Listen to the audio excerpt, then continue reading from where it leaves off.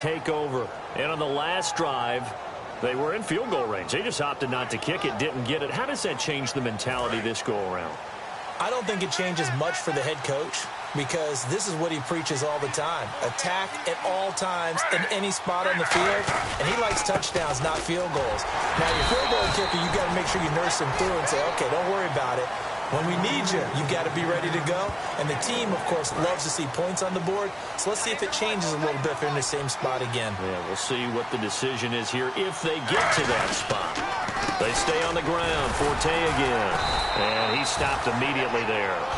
Officially no gain on the play, and they're left with a 3rd and 8. While there was no gain on that run, we do know coaches whose identity is rooted in taking it almost to the limit and then changing things up on you down the stretch. I think we're getting really close to that point in time, though, where the identity may have to go out the window, and they've got to go a little bit faster in order to try and win the game.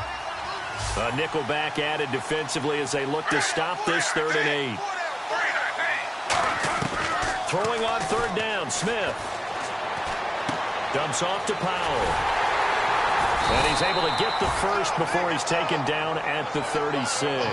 It's a 9-yard gain, and it keeps the drive moving. And at his size, he's a smaller back. You can get him to football. He can kind of get lost, make someone miss. It's good for him. Yeah, it's great for him. I like what you said there. Sometimes he gets lost in the traffic a little bit, but get him out in the open field into some space. That plays to his strengths the best and keeps him out of it where all the big boys are, you know, make someone miss in the open field. No gain on that run, and while this team is down, they're not out of it by any stretch of the imagination. Maybe you just have to think about different style of running in order to get this guy going. They'll run it now out of the gun. And he'll grab a gain of 5 out of this up to the 41-yard line. He's brought down that time by a couple of Raiders. So the offense in that middle ground here on 3rd down, 3rd and 5. 3rd and 5, so they bring in an extra defensive back. Expecting pass. And there's a run to be happy with. Good, solid yardage. They'll take that anytime you hand the ball to a back. He's going to leave this for his running back. It's complete. They give him 7 yards on the play, and they do pick up the conversion on 3rd down. And Brandon, from our time in college football, where receivers weren't running the traditional NFL route tree, one thing they did learn, find open areas, find soft spots, and set up and catch the ball. And I think we just saw that there. Yeah, we saw that indeed, picking up the first. It's a tried and true formula, and I don't think it'll change for as long as we play football. If someone's trying to throw the ball and you can put pressure on them and make it tough, that's only going to help your defense. Yeah, he's since being hurried. He got rid of it before taking the hit, but incomplete. And here comes the 8th play of the drive, and they need a full 10 yards on 3rd down.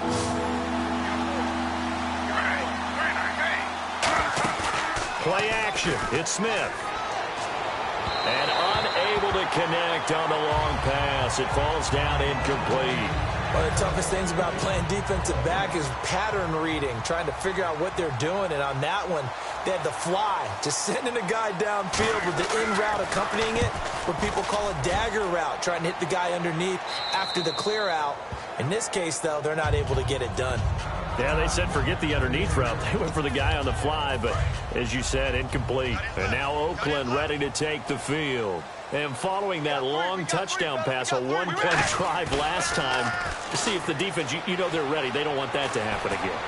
And you would have thought they would have been ready the last time. I mean, that's what you work on all the time. Make sure that no one gets behind you. That's the cardinal sin of defense, not giving up the long pass. They did. Let's see how they adjust. 2nd down now after the incompletion.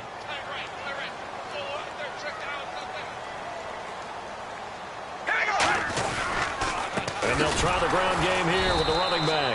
And he'll lose yardage and be down at the 7-yard line. They'll wind up losing 3.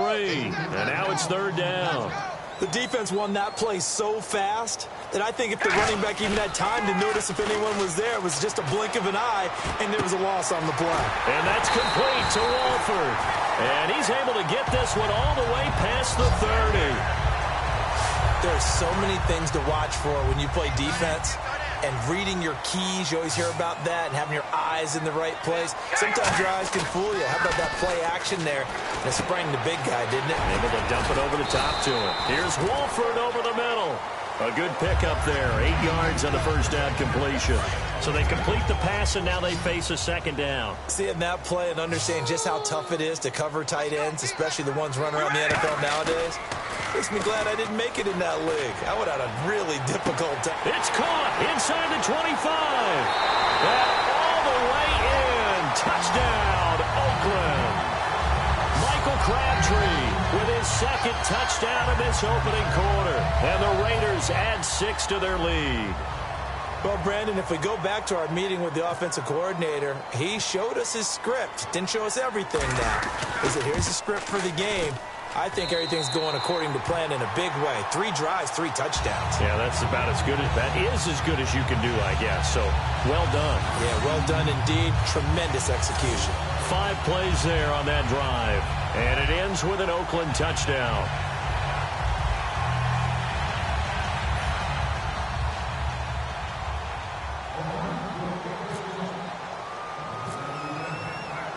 Now Janikowski following the score. He'll boot this one away. This is taken at his 4. He'll bring it back to just about the 25. Call it the 24-yard line. Now the Jet offense about to take over as they head out onto the field. And down on the scoreboard, certainly needing to avoid what happened on the last drive, punting the football.